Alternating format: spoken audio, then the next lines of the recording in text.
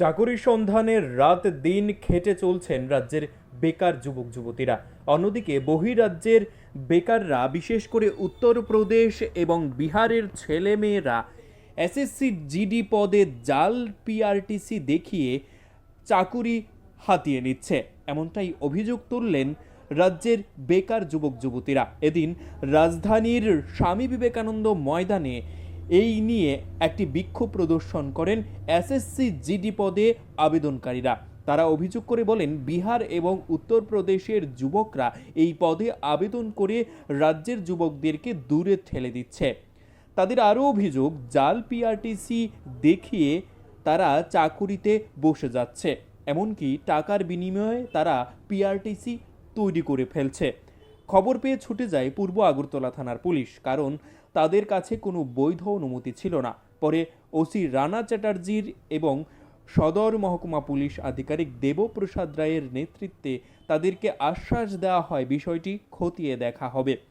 একের পর এক জাল সার্টিফিকেট তৈরির ঘটনায় রাজ্যের বেকারদের মধ্যে নানান প্রশ্ন। আমরা আজকে এখানে জড়ো হয়েছি, এটার একটাই কারণ, আমরা যে বহিরাগত যে স্টেটের, আমরা ত্রিপুরা লাগে একটা নির্দিষ্ট ভ্যাকেন্সি, এটা আমরা শুধু ত্রিপুরা লাগেই রিজার্ভ থাকে, ঠিক আছে। এটা ইউপি, বিশেষ করে ইউপি আর বিহারের কিছু ক্যান্ডিডেট আয়া আমরা ত্রিপুরার মধ্যে ফেক পিআরটিসি যেটা এটা বানায় সেটা আমরা ভ্যাকেন্সিটিকে নষ্ট করতেছে, তারা আমরা চাকরিটিকে নিয়ে নিতেছে আর কি। 2021-22 আমরা পুরো ইন্ডিয়া থেকে 5600-র মতো ভ্যাকেন্সি তারা নষ্ট করছে। এরকম প্রত্যেক বছর নষ্ট করতেছে। আমরা ত্রিপুরার যে 500, এবারও 500-600-র মতো ভ্যাকেন্সি আছে, এই ভ্যাকেন্সির অর্ধেক ভ্যাকেন্সি তারা নিয়ে নেয়। আর আমরা স্যার এত করে আমরা কিছু করতে পারি না। তারা কিভাবে নেয়?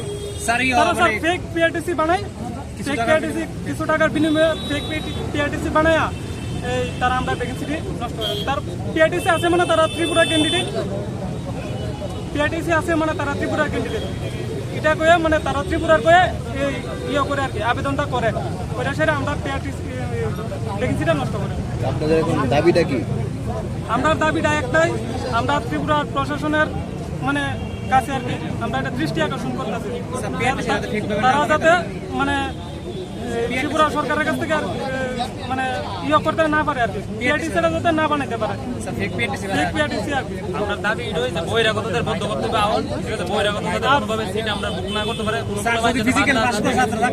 যাতে সবাই পরিশ্রম করে, যে স্টেটের লিগে আড়াই স্টেটের মধ্যে ভ্যাকেন্সি দেওয়া পার্টিকুলারলি তারা কিটা করে আমরা এখানে আয়ে আমরা এখানে কাট অফ কম যায়, তার লিগে তারা ভ্যাকেন্সি মানে আমরা ভ্যাকেন্সিটা তারা বুক করে, কিন্তু তারা ফেক পিআরটিসি ডোমিসাইল যেটা করে তারা এইচডিএমএ থেকে এটা বাইর করা হইতেছে, তারা কিছু টাকার বিনিময়ে এটা করতেছে, ঠিক আছে, তারা করতেছে ডুপ্লিকেসি করে সেটা আমরা ভ্যাকেন্সিটা এভাবে এটা করতেছে, যে কারণে আমরা দিনের দিন আমরা ওভার মানে বহুত বাদ গেছে, তারা কোনো কাট অফ মানে এত মানে করোনার বাইরে আনএক্সপেক্টেড কাট অফ গেছে এবার, যে কারণে খোলাবেন এত আমরা এটা ঢুকতেছে। এখন আমরা ফিজিক্যাল হইতে পারে 20 তারিখের মধ্যে আমরা এইটুকু জানাতে চাই সরকারের কাছে, আমরা ফিজিক্যাল আবেদন রাখতাম চাই যে বহিরাগত ভাবে প্রার্থী যাতে আমরা না আইতে পারে, কোনোভাবে ফিজিক্যাল মানে এন্ট্রি না করতে পারে আমরা ক্যাম্পের মধ্যে।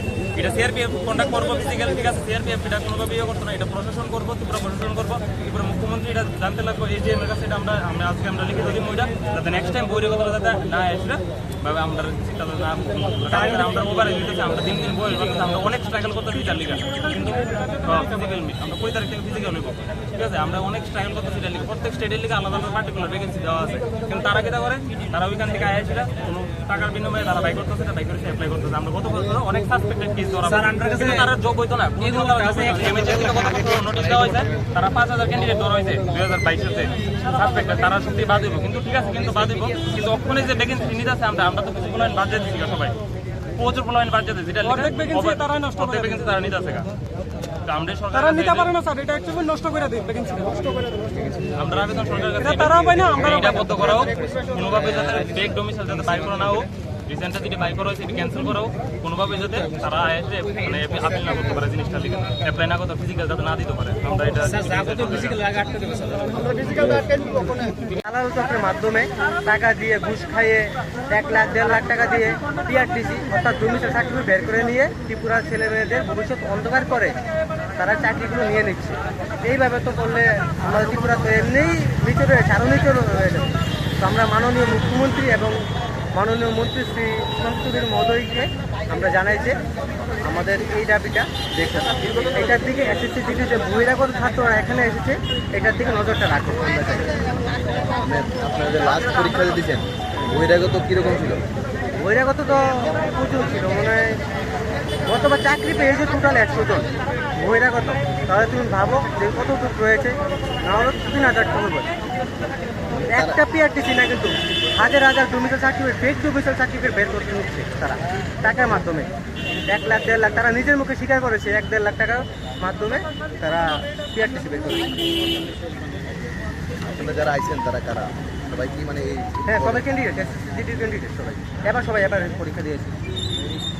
প্রত্যেকটা বছর এরকমই চলছে, মানে বহিরাগত আসে দেশের ত্রিপুরা ছেলে মেয়েদের তাকে নিয়ে থেকে আসে তারা? যেমন ইউপি বিহার এরকম। ওখানে তো কাটও বেশি, কারণ তারা তো সারাদিন পড়াশোনা করে হিন্দিতে, মানে জন্মপর থেকে হিন্দি। আর আমাদের এখানে তো হিন্দি আর ইংলিশ ভালো করে পরীক্ষা দিতে পারে না ছেলেমেয়েরা বেশিরভাগ, তার জন্য কাটঅফটা একটু কম থাকে। সেমভাবে ওরা প্রত্যেক বছর আসে আমাদের এখানে ছেলেমেয়েদের ভবিষ্যৎ কানা করে নিয়ে যায়। দেখুন, bureau report, news live 24 Tripura.